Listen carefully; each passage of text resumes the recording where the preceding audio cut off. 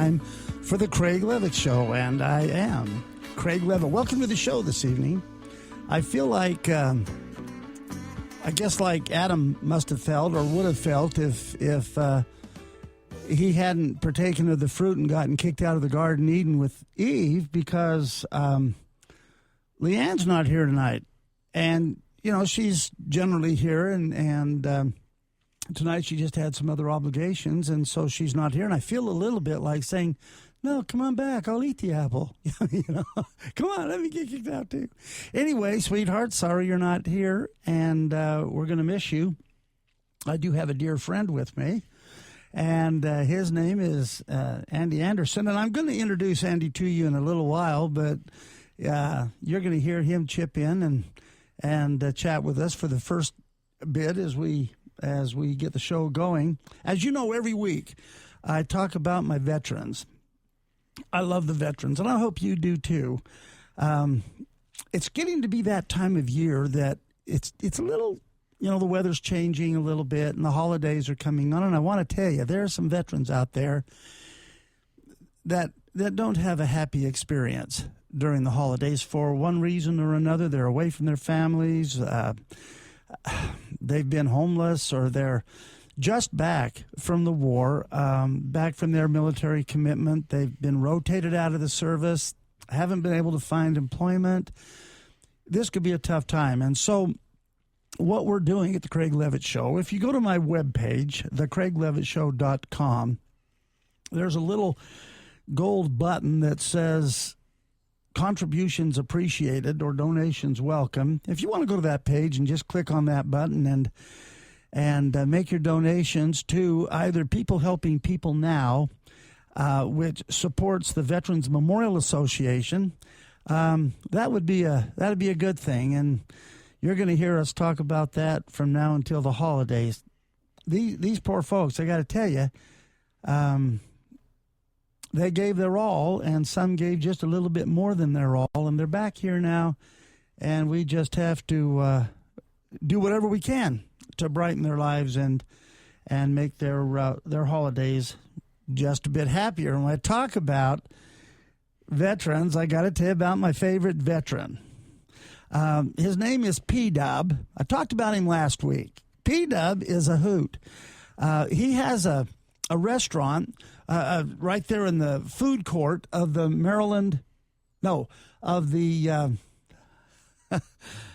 I forgot the name of the mall. Oh, the Boulevard. Thank you, Denise, our technical advisor and technician, says the Boulevard. Yeah, it's the Boulevard. Right there in the food court of the Boulevard Mall, you have P-Dub's Barbecue Soul Food. Doesn't that sound like a bunch of brothers going to a rodeo? I'm just telling you, it is the great. In fact, P-Dub, I saw him the other day. Anytime I'm in the Boulevard Mall, I drop in and say hi to P-Dub. And he said, tell everybody that I'm the first. I mean, this is a new concept. This is something that you don't get just anywhere. Barbecue soul. Have you ever heard of him, Andy? P-Dubs in the mall there? No, I haven't. I got to tell you, they got stuff that, I mean, it is absolutely unique, and he's one of a kind.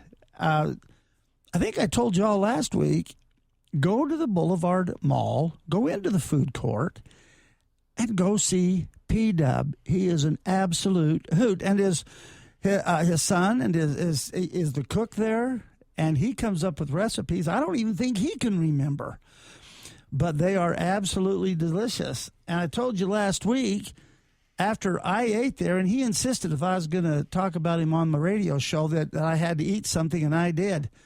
And by the time I was finished, I was dancing like Michael Jackson and singing like the Temptations. So I want to tell you all, go on down to P-Dub's Barbecue Soul Food. And here's something else, Andy, you might not know about P-Dub. P-Dub is a hoot. He's a great kid. He's a great man. He is also the recipient of the Bronze Star for heroism. I love veterans. And this man has a great attitude about his service. And all of our servicemen and women, yeah, they put their lives on the line for us. But this is a guy who put his life on the line for his comrades. And so, if nothing else, go on into the Boulevard Mall right there on Maryland Parkway and go down to P-Dub's Barbecue Soul Food. Have a little bite of lunch and then tell him thank you for his service. P-Dub, love you, and I appreciate all you did. And on behalf of all of us, thank you for your service. Now tonight, I have as I indicated, Andy Anderson is a friend of mine. I met him about a year ago, and he's one of the few people that has known me for a year and still likes me. Generally, I wear on people after about 3-4 weeks, maybe a month or two, and they stop answering my calls. But Andy is an incredible man, and we're going to have a little bit of fun as I introduce you to him.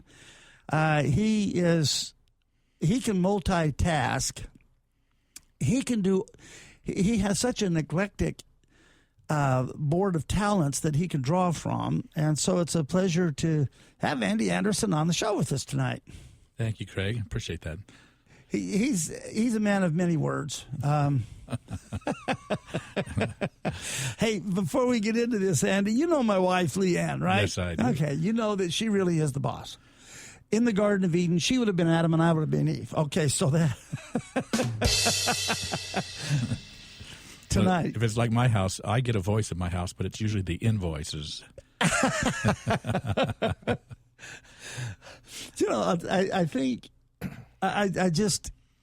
Last week she was on the show, and she was on the show the week before with Denise Kerrigan. Do y'all remember Denise, the homeschooler? I mean, that was a neat thing. And then last week we had Kyle Dellinger from Tutor Doctor, and also from the Speedway Children's Charities. The kids, he was just a delightful guest, and Leanne was there for both of those. So after we got home, no sooner had I got my seat belt buckled, then she said, Craig, you really haven't got that great a voice for the radio. And inasmuch as all of your guests have great voices, and Andy's another one, his voice is much better on the radio than mine. She said, you need to, okay, you ready for this? You need to enunciate and articulate, because you go too fast and you get so excited. You go way high and then way low, and it just drives people crazy. And I said, how do you know it drives people crazy? And she says, because it drives me crazy, and I'm a pretty good sample of the community.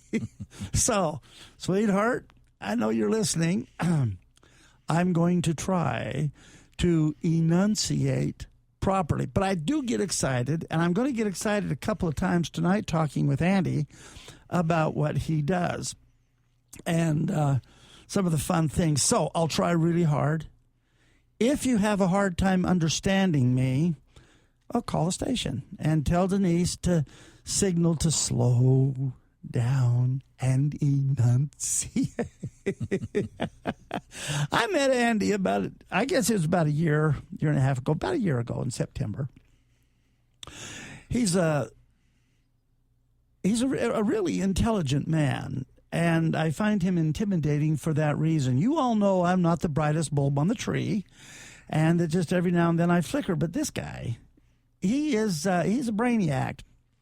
And when I met him, he had such an array of experiences that I found myself in awe. Now, let me tell you what he does. Andy is an expert. Well, you know what? Rather than me telling you, because if I told you, then there'd be no sense having him on the show. Andy, why don't you tell the people a little bit about you, who you are, what your family and your experiences, whatever you want to talk about, and then tell us what it is you do as you travel around the country 4 days out of every week. Okay, well, after that introduction, I don't know if I can possibly meet your expectations, but I guess if you want a simple answer, I'm technically a grant writing instructor, but it was not what I originally intended to do. Originally, I became a high school teacher. In a small high school, I was a band teacher, and I taught English, and I taught geography, and I decorated for the prom.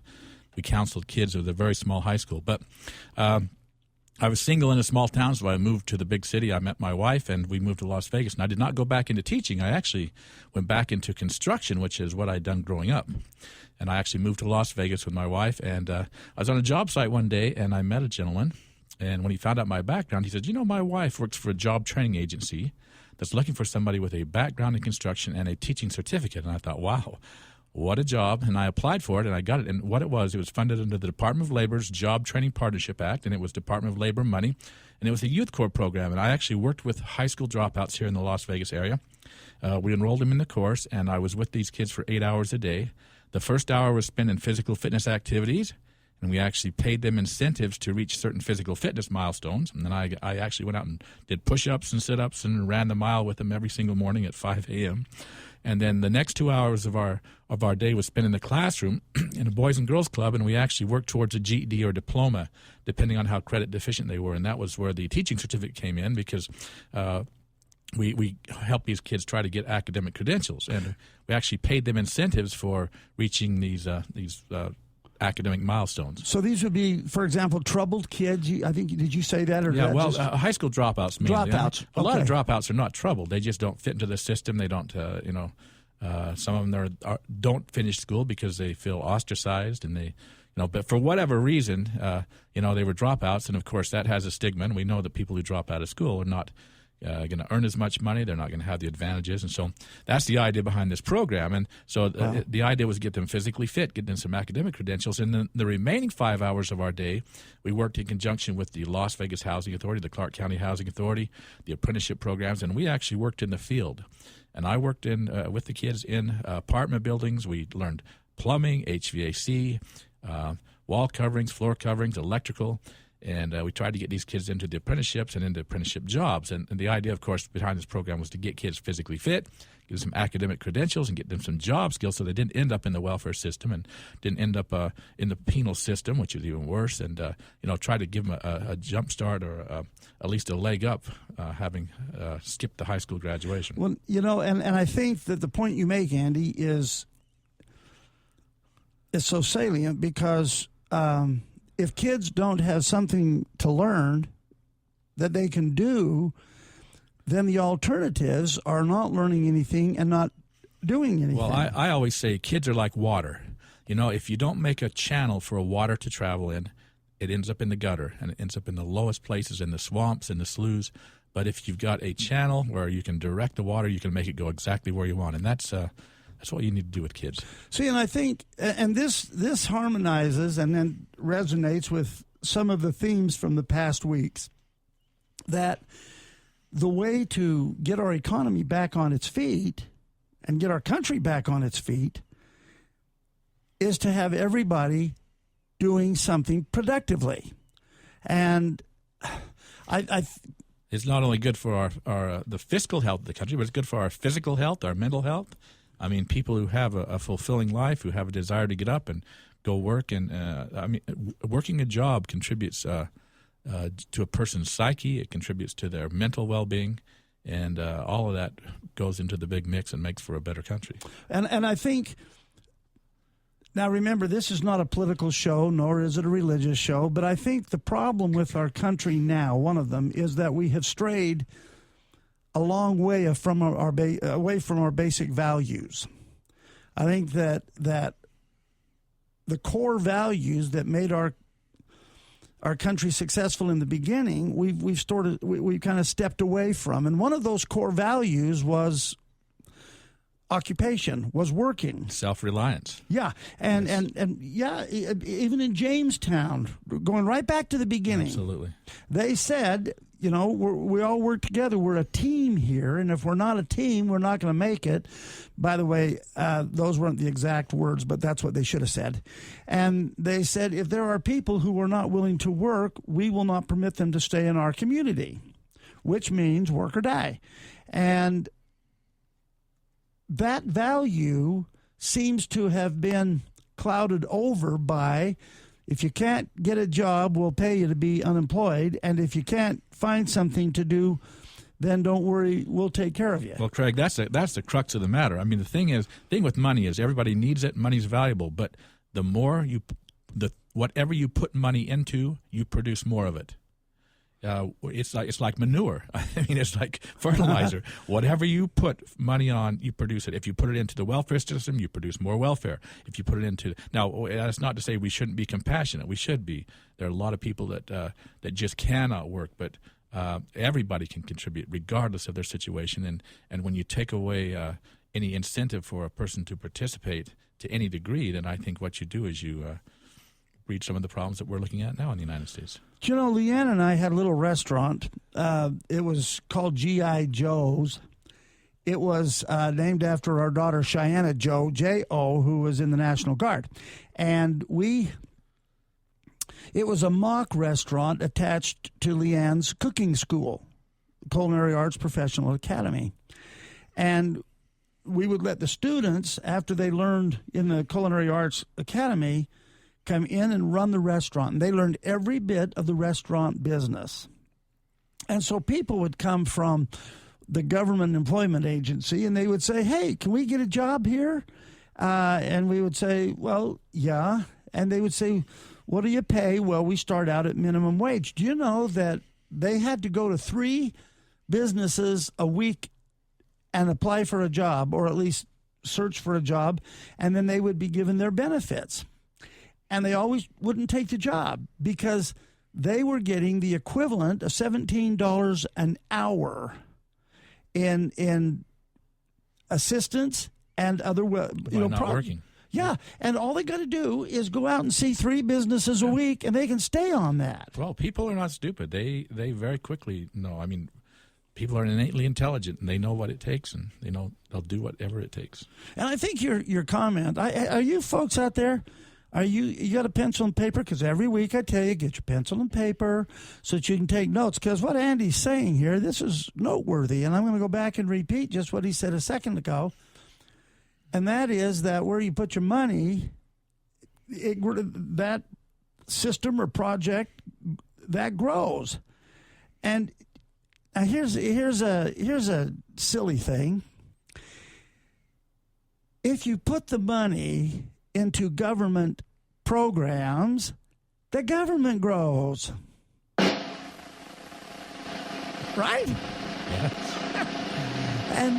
and that's what politicians want. Politicians want the government to grow. And so they funnel all of this money into programs that are not productive and teaching, but relying upon the government. Can I just say something that's non-political? I remember. Is there anything that's non-political? Yeah, I remember at the Democratic National Convention when Michelle Obama stood up and said everything that's good about America comes from the government, and everything that's good in the government comes from Barack Obama. Well, look where the money's going now. It's to make sure that we have a captive class of people relying upon mom and dad government. Okay, yeah, absolutely. I do. Sometimes I catch people off guard. But I want to go back now to something that you said at the very beginning. What Andy does is he goes around the country and he gives seminars all over the country. Well, my story, actually, that was a prelude to my story. Okay, well, go ahead. So as I was working this job, the school district paid me for 3 hours, and the job training agency paid me for the remaining 5 hours of my day. And they said, well, we could pay you for 5 hours. Would you like to write grants for us? And I said, what is a grant? And they said, you're being funded under one. And I quickly caught on, and I began writing grants after my 8-hour day for this job training agency here in Las Vegas. And eventually I worked into a full-time position, and I was with them for nearly 8 years. And during that time, I actually learned the ins and outs of grant writing. I wrote primarily Department of Labor grants, but also Department of Education grants and Health and Human Services grant money. And, I kind of understand that whole process. And we're talking about anything you put the government money into, or anything you put money into, you increase more of it. But, there are some good programs out there that the government agencies fund, and they have great results. And I was part of that for nearly 8 years. And so I really got to learn about grant writing and what it took to do that. And then I jumped ship and I went to work for the community college for about 3.5 years and ran a welfare to work program, which is designed to help people become employable and employed.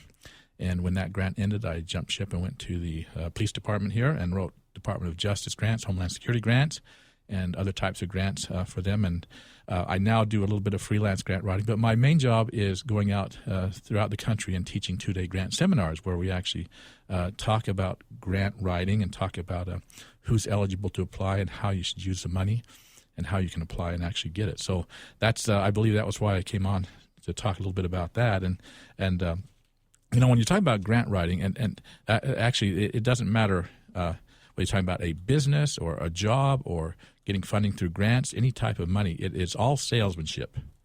And the best business people in the world are salesmen. So a grant is money that is available, and if you go through a process, you can access that money for a purpose. Is that what a grant is? That's right. Okay.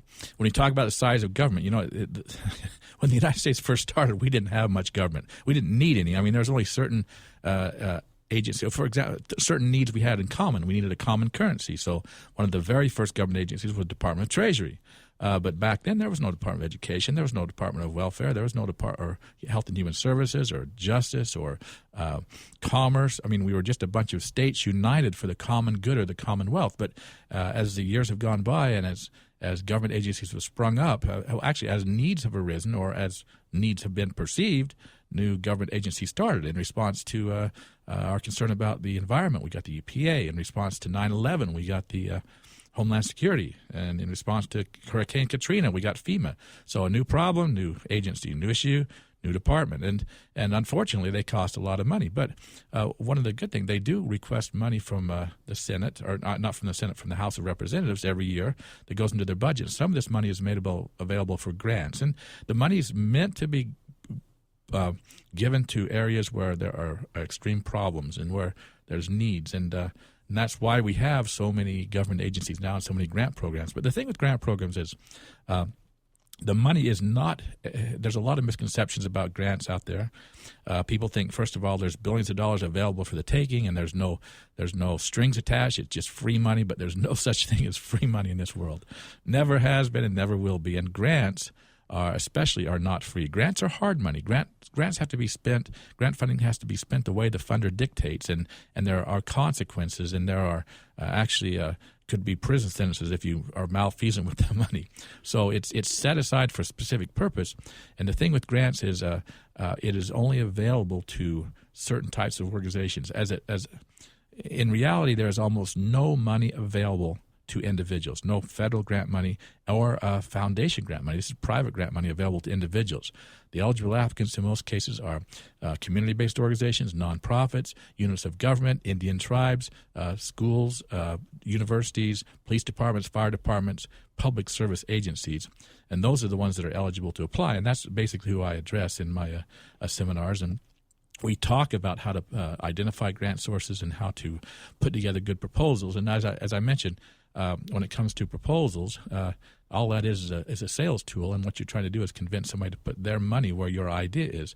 And this is just not unique to the grants world. This is common in the business world. I mean, any business person that wants to start is going to have capital to begin, and usually they have to get investors. And it comes down to, can I sell my idea, and can I convince somebody to put their money where my idea is, whether it's an investor or whether it's a customer? Can I convince them that my product is good enough that they will actually want to buy it, and it'll enhance their life, or at least make their life better as they perceive. Okay, now, inasmuch as a grant is from an agency and money has to be used for a specific purpose, does more money go to community service types of businesses and less to actual material production, or does it matter? I would say the majority of federal grants go to causes where you're trying to change people's lives. There's hardly any money available to businesses. in fact, there's none available for people who want to start businesses to buy inventory or to set up a storefront. Yeah, there's small business money, but usually that money is given to nonprofits or community-based organizations that will help a business person or a person who wants to go into business write a business plan to go to a bank to get a loan to actually begin the business. So they assist, but it's not direct payments in the case of the business world. So this is actually part of the community chest. Yeah, and the idea behind grants is if we can spend a little bit of money now, or we as a government agency can put some money into it, that we can actually produce a better United States. Great. Hey, we've got a news break. We'll be back in just a few moments and continue with Andy Anderson.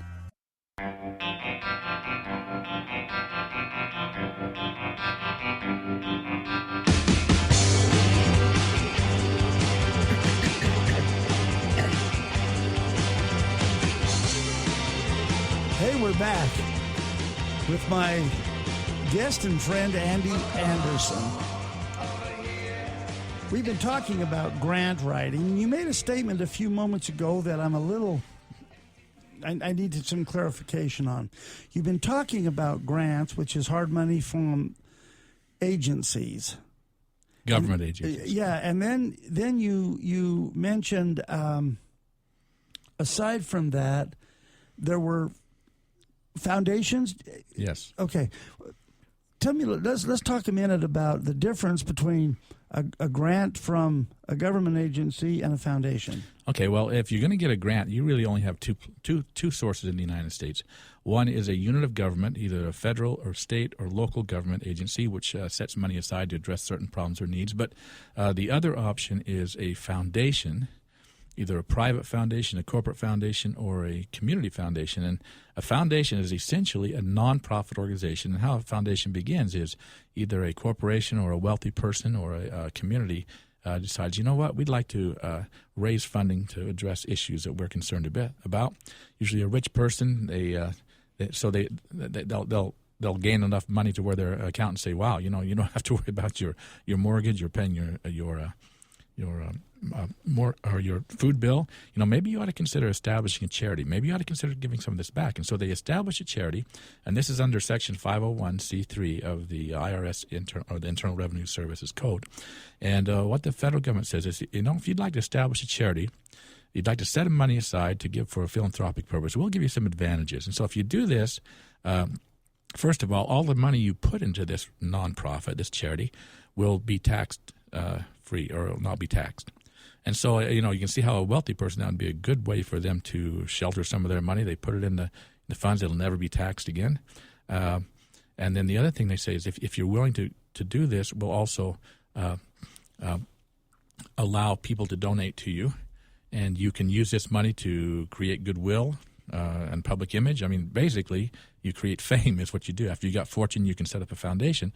And then you're required to give away the money in charity. Now, under the IRS guidelines, you are only required to give away, most people don't realize this, 5%, minimum of 5%. So say if you're a wealthy person, you've got $100,000, say you got $1 million, you decide to put it into a charitable cause. Well, you put the money into the charity, and you're required to give away a minimum of 5% of that every year. But the thing is when you put money into a charity, you typically don't put cash. The value of most foundations consists of corporate stocks and corporate bonds, and of course that fluctuates with the market. Right. And so you not only you're earning money on it every year, and there are some foundations. I mean, some old foundations, Kellogg's, Henry Ford. Henry Ford has been dead for how many years? But the Ford Foundation is still out there, bigger than it's ever been. The Kellogg's Foundation, the Graham Foundation, the guy that invented the graham cracker. This is all old money. But they established foundations back in the day, and now those foundations are still out there. They're flush with cash. They're giving away a minimum of 5% every year. There's a board of directors that sits on that board and makes those funding decisions. But here's the deal with foundations. Because the money has been set aside specifically for charities, they will only give money to recognized 501c3 charities, and that's a regular nonprofit. And so, again, if you're interested in that type of getting a grant, it's not available to the individual. It's not available to just anybody. You actually have to have a 501c3 designation from the IRS, and once you've got that, you're eligible if they want to give. But it's the golden rule here. They have the gold so they can make the rules. The board of directors determines who they want to give to, how they want to spend the money, how much they want to give. Again, the major guideline is it has to be used for a philanthropic purpose, and you have to give away a minimum of 5%. Now, when I first met you a year ago, I actually came to talk to you about this because I was looking at maybe trying to find some way of funding people, helping people now. Your nonprofit. And it is a 501c3 IRS designated public charity. Absolutely. And you mentioned something to me then, and if I get the words wrong, or I don't enunciate properly, there is another, besides grants and foundations, there is another thing. And was it called crowdfunding? Crowdfunding. Yes. Could you explain that a little bit? Oh, man, this is exciting to me. In the past, if you wanted to start a business, you had a great idea. You had to either go out and raise some money yourself, got it from neighbors or from family members, or you got investors or something like that. But this is a phenomenon that's come on the scene in the last 5 or 6 years, and a lot of your listeners may be familiar with this. But the idea behind a grant is we go to one source and ask them for $100,000. And we get all the money from one source, and then we use that money to make changes, make the world better. The idea with crowdfunding is rather than going to one source to get $100,000, we put our idea out there to the world via the internet. Instead of getting one grant for $100,000, we get 100,000 people to give us $1 each. Hence the crowd funding. And the money's the same, but you still have $100,000 and you're able to do that. And some of the more prominent sites, and this to me is exciting. I don't think there's ever been a time in the history of the world where it's been easier for a person who has a great idea, somebody who has something that they really believe in, to get the funding for it. Now, can I interrupt you for bet. just a second? Well, of course I can. It's my show. But now, with government grants and with foundations, there are restrictions. They have to be restrictions designated. And obligations. Yeah. Now, with crowdfunding, is this the same kind of restriction, or can somebody who just wants to start a business look to crowdfunding for some kind of input? Well, of course, with crowdfunding, you have obligations that you need to meet. You need to act with integrity at all times. But what you do, let me explain the process, and I'll use Kickstarter as one of the more prevalent ones. Kickstarter.com. And what you do is you've got a great idea. You go and you post your proposal online. You tell what you want to do. You tell what you need the money for. And it is, again, a pure and simple, a sales tool. Kickstarter allows you not only to post your argument or your rationale of why you should get funded, but they also allow you to post videos. And so once what you tell Kickstarter is, look, this is what I want to do. This is how much money I need to raise, and this is how or when I need it by. And so you post it on there, and you make it available to the world. The world comes to the Kickstarter, and they read your proposal, and if they like it, they can donate to you. And typically what they do, the ones that are most successful, they give opportunities for donors to donate a different amount. And, for example, you could donate $5 or donate $10 or donate $100. The ones that are most successful give the donor something in return. And this is, but I mean, it could be something as simple. I've seen crowdfund or Kickstarter projects where it says, if you donate $5 to my project, I will pet my dog in your name. And it's amazing to me how many people actually will donate. But I would need some kind of grant from them, a donation from them to go buy a dog. Maybe.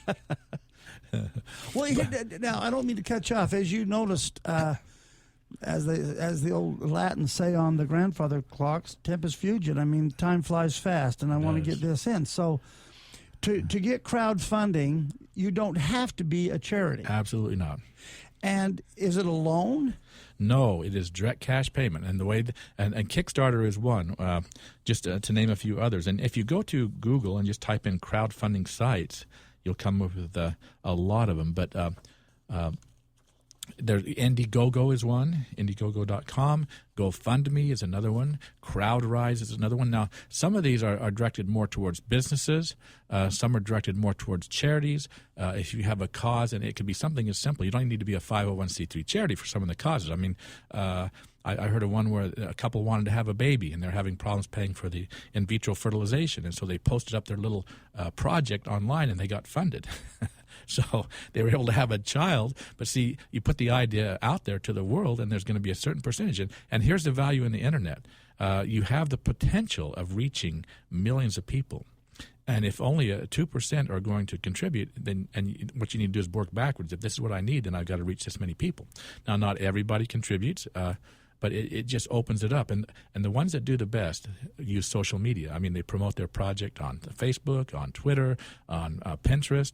And the idea is to get as many eyeballs as possible on your project so that the certain percentage that's going to donate are going to be reached and they can donate. There are some, I'm just amazed. There's some projects up there that some of your listeners may be familiar with them. On Kickstarter, they had a recent one, and it's been one of the more successful ones. This guy invented a cooler. It's called the Coolest, and he wanted to raise $50,000 to build this little cooler. And this cooler has an ice crusher on top. It's got a Bluetooth stereo in it, so you can play your Bluetooth through it. You can recharge your battery. It's got an LED light, so when you open it up, you can see in there. And he wanted to raise $50,000. He posted it on Kickstarter, and to date, the project has come and gone. He had 62,642 backers, and he raised $13.2 million. And essentially, what he did is he started a business. Now he's obligated. A lot of those donors were, for example, if you donated $165, you got one of the first coolers. And so now he's got 800, 900 people that donated $162, and he's got to produce on them. The way these sites work is you need to produce on the back end. If you promise something to somebody for making a donation, you need to deliver it. Each of these sites typically take 5% of the total amount. So Kickstarter just took 5% of $13 million, but there was no capital outlay to begin with. He posted the idea up. It was sexy enough that a lot of people donated to him, and essentially this guy has opened up a business for himself using the Internet as a powerful resource and a tool. You know, Andy, you have so much information and so much to talk about, and our time is flying by, and there's a couple of other things I want to talk about. Okay. I know that really you don't do private consultation. Typically not. Typically not. So what I'm going to have my listeners do is write down some specific questions or examples, and it may be, if you'd be willing to come on back and talk about those specific things, I'd be happy to do it. Now, I got to tell you something else about Andy, and I didn't even tell him that I was going to tell you all about this, but he's in a rock and roll band, and what's the name of your band? Midlife Crisis. See, Midlife Crisis. And what kind of music do you play? Well, anything that old farts can I say that word? Anything that old guys play. We've been playing together for 15 years here in Las Vegas, and our website is mlclv.com, Midlife Crisis Las Vegas. mlclv.com.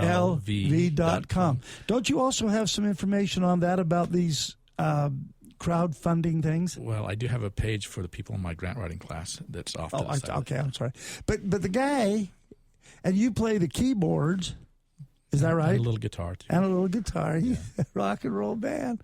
I think that is that is so neat. You know, all we do is practice, and we play for free for charities. Yeah. Funerals and birthdays and chicken fights. Yeah. But now there's something else about Andy that really impressed me. They say in the world of education, those who can't teach, and those who can do. Meaning that most of the people who are teaching people how to run businesses and be successful couldn't do it if they started with a bucket full of money. But those who can do it prefer to go out and do it. So Andy here has been talking about all kinds of financial things that are so very important. And any of you who want to drop a note to the Craig Levitt Show at KDON Radio, KDWN Radio. I'll deliver them to Andy and get him back and talk about it. But he did something that caught me by surprise when I went over and talked to him, because really I wanted to go over and see how to get some of this funding, and still haven't. But we went there to his house, and he says, "Can I show you something?" I said, "Well, sure, let me see it." And he showed me some beautiful furniture. There was a bookcase and some end tables. There was a dresser. I mean, beautiful furniture. Okay, I'm going to tell you. I'm going to have Andy tell you what his idea was. If you go to the CraigLevitt.com site, you will see a button that says, well, you tell him. Covert Furniture. Covert Furniture. Now, you don't look at it and say, wow, how is this covert? It's big and beautiful and shiny, and it's as good as anything you're going to buy at any of the expensive stores. Tell us about Covert Furniture. Well, when I was 13 years old, my father passed away, and there was a guy in my church that had a cabinet business, and he kind of took me under his wings, and I started working cabinets. And I did that all the time I was growing up, making cabinets, installing cabinets, etc. In fact, that's one of the reasons we moved to Las Vegas, because I was in the cabinet business. But anyway, I'm on the road. I teach a lot of classes, but I'm home a lot, too. I'm home about 15 days of the month. And as I was sitting there, I'm thinking, I really need to use my time effectively. So when I was younger, I made some cabinets with some secret compartments in them. And so I started putting some designs together. I went through a couple of iterations, and I built some prototypes, and I went to a gun show in Las Vegas, and the response was pretty amazing. People were interested in furniture with secret compartments to hide weapons or, valuables or cash or whatever. And so I actually put up a website, and we started producing it, and it got to the point where I couldn't produce it. That's Covert Furniture. CovertFurniture.com. And if you go to the CraigLevittShow.com, there is a button there, for the CovertFurniture.com. Folks, push the button because it's incredible. Go ahead, Andy. Sorry. So anyway, I thought, wow, this is more than I can handle. I started getting some orders, and I just didn't have enough time to do it. And I'm convinced that the universe moves for people who act. In my life, it seems like if you have enough faith to actually act, the universe tends to accommodate you. And so it was fortuitous that my daughter's boyfriend's father happened to have a shop. And he had a $120,000 machine that would cut out parts, and that was the component I was looking for. We got together. It was like a match, and now he produces all the furniture. I do all the designs and marketing, and we sell all over the United States. And it's not enough to that we can both quit our day jobs, but it's been very exciting. It's very fulfilling, and the people buy the furniture and they really like it. And this is a niche. This is something that not everybody wants, but there's enough people out there. And again, I get back to the internet. The power in the internet is the ability it has a potential to reach so many people. If you can reach 1 million people, there's only going to be a small percent, regardless of your product, that are going to buy anything. But through proper marketing and social media and other things like that, you can get your product in front of the eyeballs of the people who may want to do it. And that's been kind of our success there. Can I tell you now? I went. He says when I was at his house, he said, "Let me show you something," and he showed me this beautiful. It was like a bookcase, but it was a beautiful thing. And I said, "That's really nice." And he said, "Watch this," and you cannot tell. I mean, it is definitely covert because you can't tell. He hit this little button, and the side of the bookcase opens up, and there's room for 4 shotguns and just about anything that you wanted to put in this. And it closes right up, and you have no idea there's a gun cabinet there. That's our chest of drawers. Yeah, it was yeah. And then he had another one. It looks like, almost in every house, wives have a little knick-knack that they hang on the wall and they put keys on and things like that. It's a whiteboard. Yeah, and you hit it. He just touches a little something, and out comes a jewelry. Is that the one that has a compartment to hide your keys, or you can hide a weapon there? Or whatever. It is the most fantastic thing that I've seen, and ingenuity is what makes the world turn, as you indicated just a minute ago, that the universe moves for people who are willing to act. Yeah, I think that's an incredible thing. And the idea is, and I think you articulated it extremely well, it doesn't matter what you want to do, you do something. And that's how our country grows. And that really is the backbone of not only the American economy, but the philosophy of living the American dream. Because the American dream needs to have something that you create, and that empowers the American spirit. That's the spirit that, well, if Andy can do it, maybe I can do it. And if Craig can do it, maybe, somebody else can do it. Can I just tell you one little Sure. story? We talked about a Kickstarter. So this has kind of enthralled me. There's a guy, his name is Hans Fex out of Sterling, Virginia. But anyway, he had an idea. As he was growing up, his father was a scientist, and he had collected little things. I mean, like dinosaur bone and all this stuff. And he decided he wanted to create a little, what he called a mini museum. It's a piece of plexiglass about 8 inches by 8 inches, and mounted on this glass and sealed in acrylic were little items, for example, like a piece of bone or something that was 1 million years old. And he posted it up there, and he says, this is just an idea I've had. I'm going to follow my dream. I'd like to raise $58,000 to produce this, and everybody who donates to me, I'm going to send them one of these little, he called it a mini museum. They could sit on their desk, and you could look at it from both sides, and it was actually history. And he ended up raising $1.2 million. And, wow. It's such a simple idea, but here's a guy that had a dream. He posted it up here. He had enough faith to act on it. And the world came, and there are hundreds of people out there now that on their desk they have this little mini museum, is what it's called, and people pick it up and they can see everything that's on there. And it's a piece of history that you can hold in your hand. And I thought, what a simple idea. But he had enough faith to act. There's an old axiom that says that there are people in this world that have money but no opportunity. And then there are people in this world who have opportunity but have no money. And success comes when you marry those two, so that people that have an idea or a dream or an opportunity can take the money from people who have money but no opportunities, put it together and form something that is productive, that is that generates not only income and money, but it generates that spirit that is known as the American spirit. Absolutely. So, and I've lived overseas, and I can tell you there is no country that has greater opportunity than the United States. And people who come here look around and they say, oh my goodness, what an opportunity, and they take advantage of it. And where we have lived in this environment for so long, I think many times we just take it for granted.